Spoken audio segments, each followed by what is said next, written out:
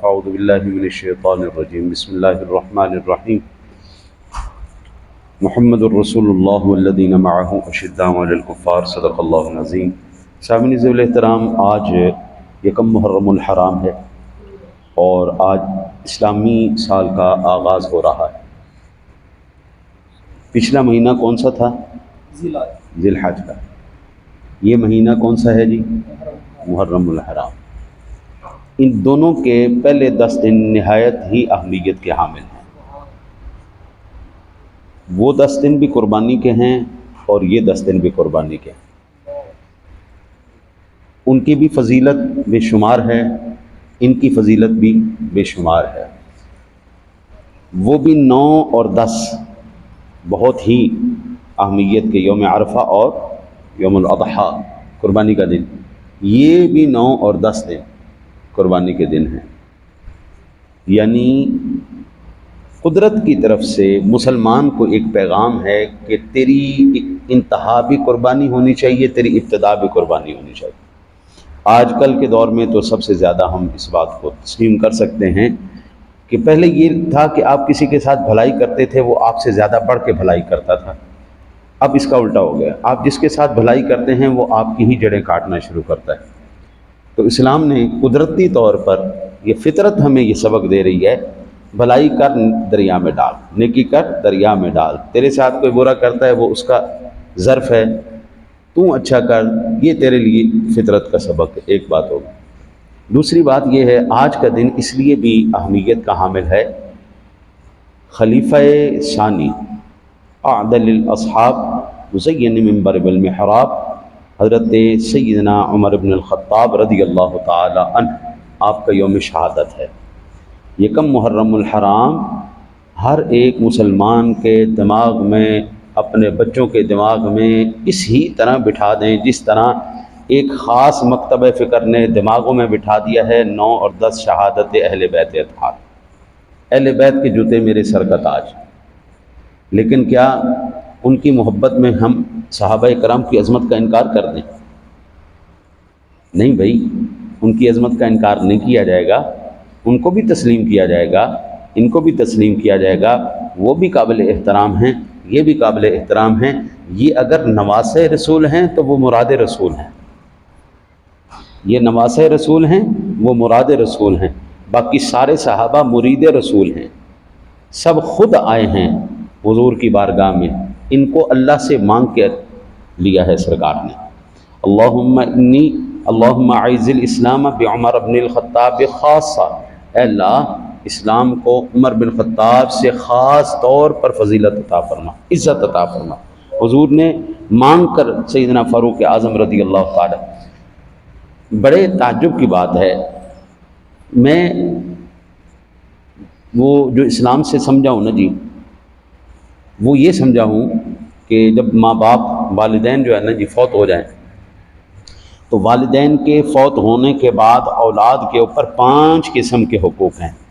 وہ میں تفصیل سے نہیں بیان کرتا، ابھی موقع نہیں ہے، صرف ایک خاص میں فضیلت حق بیان کرتا ہوں، وہ ہے اکرام الصدیق۔ صدیقی ماں مرنے کے بعد اپنے ماں باپ کے دوستوں کی اسی طرح عزت کرنا جس طرح ان کے ماں باپ نے اپنی زندگی میں اپنے دوستوں کی عزت کی۔ یہ اولاد کے اوپر ضروری ہے۔ نماز بھی پڑھے، نماز جنازہ پڑھے تو استغفار کرے اور ان کے دوستوں کی اسی طرح عزت کرے۔ حضرت علی المرتضیٰ شیر خدا کرم اللہ وجہہ الکریم کی ذات گرامی سے آپ کے بیٹے محمد بن حنفیہ نے پوچھا، یہ حنفیہ ان کی امی جان کا نام ہے۔ محمد بن حنفیہ جو حضرت علی کے سگے بیٹے تھے، انہوں نے پوچھا، ابا جی آپ یہ بتائیے اس دنیا میں سب سے افضل ترین شخصیت کون ہے؟ آپ نے فرمایا صدیق اکبر۔ پوچھا پھر؟ فرمایا فاروق اعظم۔ حضرت علی کا سگا بیٹا اپنے باپ سے پوچھ رہا ہے، ابا جی یہ کیا کہتے ہیں آپ ان کے بارے میں؟ فرمایا ان کو اللہ نے عزت اور شرف سے نوازا ہے، دونوں فضیلت والے ہیں۔ آج جس ایک خاص مکتبہ فکر جس کی فقہ کا مقلد ہے اس کو کہتے ہیں جعفریہ، فقہ جعفریہ، اور حضرت امام جعفر صادق سے اس کی نسبت کی جاتی ہے۔ حضرت امام جعفر صادق رضی اللہ تعالیٰ عنہ کی ذات گرامی سے جب پوچھا گیا کہ یہ جو لوگ کہتے ہیں کہ معاذ اللہ صدیق اکبر بھی برے ہیں، ان کو بھی تبرہ کرتے ہیں، فاروق اعظم کو بھی تبرہ کرتے ہیں، آپ جناب کا کیا خیال ہے اس بارے میں، آپ کیا کہتے ہیں؟ تو ابھی میں نے کیا کیا، کہا عرض کیا کہ ماں باپ کا حق اولاد پہ یہ بھی ہے کہ وہ اپنے باپ کے دوستوں کا اکرام کرے۔ حضرت سیدنا امام جعفر صادق رضی اللہ تعالیٰ عنہ کہتے ہیں انا بریء مما ذکر ابا بکر و عمر الا بخیر، جو عمر اور ابو بکر رضی اللہ تعالیٰ عنہما کا خیر سے ذکر نہیں کرتا، میرا اس سے کوئی تعلق نہیں ہے، دور ہو جاؤ۔ وہ کہہ رہے نا جی، نسلی بیٹا تھا نا جی باپ کا، نسلی بیٹا تھا نا جی، اصلی اور نسلی بیٹا۔ اصلی اور نسلی اولاد کی ایک پہچان یہ بھی ہوتی ہے کہ وہ اپنے ماں باپ کے دوستوں کو رسوا نہیں کرتا، ان کی عزت کرتا ہے، اکرام کرتا ہے۔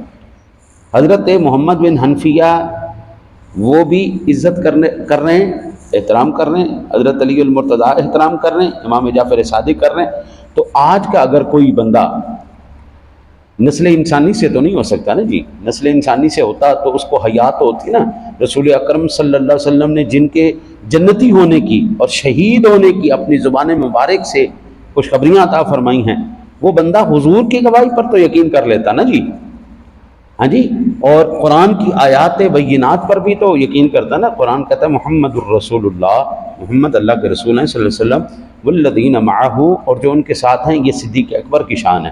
اشداء علی الکفار، یہ عمر فاروق اعظم کی شان ہے۔ رحماء بینہم، یہ حضرت عثمان غنی کی شان ہے۔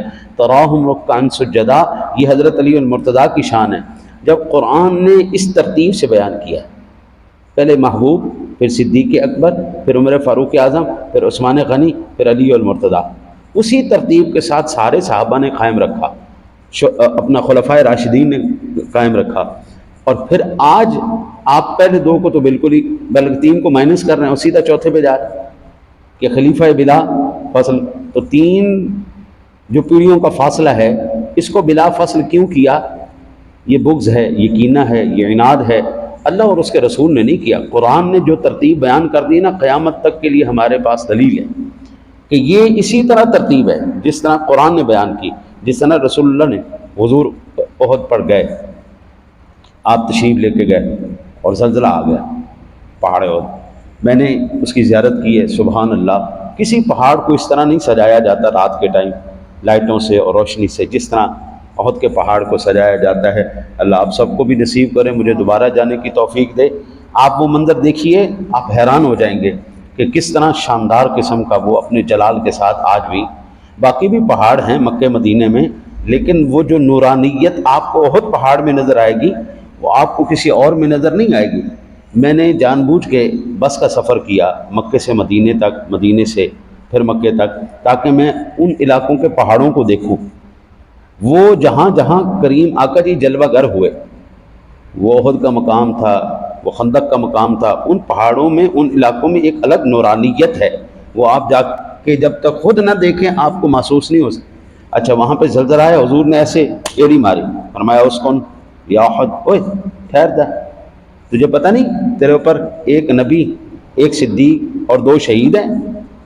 اس وقت سیدنا صدیق اکبر، فاروق اعظم، عثمان غنی، یہ بھی آپ جناب کے ساتھ ہے۔ اپنا ذکر فرمایا، ایک نبی، دوسرا صدیق اور دو شہید۔ آقا جی کی نگاہ کرم دیکھ رہی تھی کہ میرا عمر بھی شہید کیا جائے گا، میرا عثمان بھی شہید کیا جائے گا۔ آپ نے ان دو شہیدوں کا ذکر فرمایا۔ اور شہید کون ہے؟ شہید اللہ کی بارگاہ کا مقبول بندہ ہے، جس کے بارے میں مردہ کہنے کی بالکل اجازت نہیں ہے۔ اس کی فضیلت اور عظمت خود قرآن بیان کر رہا ہے اور اس کو زندہ بیان کر رہا ہے۔ اور آقا جی علیہ الصلوۃ والسلام نے فرمایا، لو کان بعدی نبی لکان عمر بن الخطاب، اگر میرے بعد کوئی اس روئے زمین پر نبی آنا ہوتا تو وہ عمر بن خطاب آتا۔ یعنی وہ تمام صفات جو ایک نبی کے اندر ہونی چاہیے تھی، وہ تمام کی تمام صفات فاروق اعظم کے اندر ہے۔ آقا جی نے فرمایا، میرا یہ عمر جس راستے سے گزرتا ہے نا، اس کو دیکھ کے شیطان وہ راستہ ہی بدل جاتا ہے۔ یہ فاروق اعظم رضی اللہ تعالیٰ عنہ کی عظمت۔ اور آپ اندازہ کیجئے جس دن حضرت عمر فاروق اعظم ایمان لائے، جبریل امین آسمان سے مبارکباد دینے کے لیے حضور کے پاس آئے، یا رسول اللہ مبارک ہو آپ کا یار ایمان لے آئے۔ اب اس کے ذریعے اللہ عزت عطا فرمائے گا۔ فاروق اعظم سے پہلے بالکل مکے کے اندر کھلم کھلا نماز نہیں پڑھی جاتی تھی، تو جب آپ ایمان لائے نماز ہونے لگی تو آقا جی کی بارگاہ میں عرض کیا، یا رسول اللہ صلی اللہ علیہ وسلم کیا ہم حق پر نہیں؟ فرمایا حق پر ہے۔ یا رسول اللہ آپ اللہ کے سچے رسول نہیں؟ فرمایا اللہ کے سچا رسول۔ کیا ہمارا دین جو شریعت محمدی یہ سچی نہیں؟ فرمایا سچی ہے۔ یہ عبادت اللہ کا حکم نہیں؟ فرمایا اللہ کا حکم ہے۔ پھر یا رسول اللہ ہم چھپ کے کیوں پڑھتے ہیں، کھلم کھلا علی الاعلان کیوں نہیں کرتے؟ آپ نے فرمایا کفار سے خطرہ۔ عرض کی یا رسول اللہ آج کے بعد جس نے اپنی بیوی کو بیوہ کرنا ہو، بچوں کو یتیم کرنا ہو، یا رسول اللہ وہ عمر کا مقابلہ کرے گا۔ آپ تشریف لائیے۔ پھر فاروق اعظم رضی اللہ تعالیٰ علی الاعلان جا رہے تھے، ہم مکے میں نماز پڑھنے جا رہے ہیں بیت اللہ میں، جس نے بچے یتیم کروانے ہیں، اپنی بیوی بیوہ کروانی ہے، آ جاؤ ہمارا مقابلہ کرو، روک لو ہمیں۔ ہاں جی، فاروق اعظم اور سیدنا امیر حمزہ، سبحان اللہ سبحان اللہ، یہ دو پہلوان جب آئے ہیں نا جی اسلام کے اندر، ان دو پہلوانوں نے کمال کر دیا، کفر کو ایسا بچھاڑا، شیطان کی ایسی لتاڑ کی ہے کہ جناب رہتی دنیا تک جو ہے نا ابھی تک درد ہو رہا ہے۔ اس لیے عمر فاروق اعظم کسی کو برداشت نہیں، صدیق اکبر برداشت نہیں، عثمان غنی برداشت نہیں، کیونکہ میرے نبی کے یاروں نے جس طرح حق ادا کیا ہے نا جی یاری کا، قیامت تک آپ کو کوئی اس کا دوبارہ ثبوت نہیں ملے گا کہ ایسے بھی یار ہوتے ہیں۔ 26 ذی الحجہ کو آپ کو زخمی کیا گیا صبح فجر کی نماز میں، اور انتڑیاں کٹ گئیں آپ کے خنجر سے، اور پھر یکم محرم الحرام کو سیدنا فاروق اعظم رضی اللہ تعالی عنہ کو شہادت نصیب ہوئی۔ آج ہر بچے کے ذہن میں یہ بات ڈالیں، آج فاروق اعظم کی یوم شہادت ہے۔ جس کو اللہ توفیق دے وہ ختم شریف کروا کے خیرات کرو، جس کو نہیں توفیق وہ اپنے اوپر ہی جو کھانا کھانا ہے اسی کے اوپر ختم شریف پڑھ کے ان کے لیے دعا کر کے آپ پڑھ لیجئے گا۔ اللہ سے دعا ہے اللہ تعالیٰ آپ کو مجھے صحابہ کی سچی محبت نصیب فرمائے۔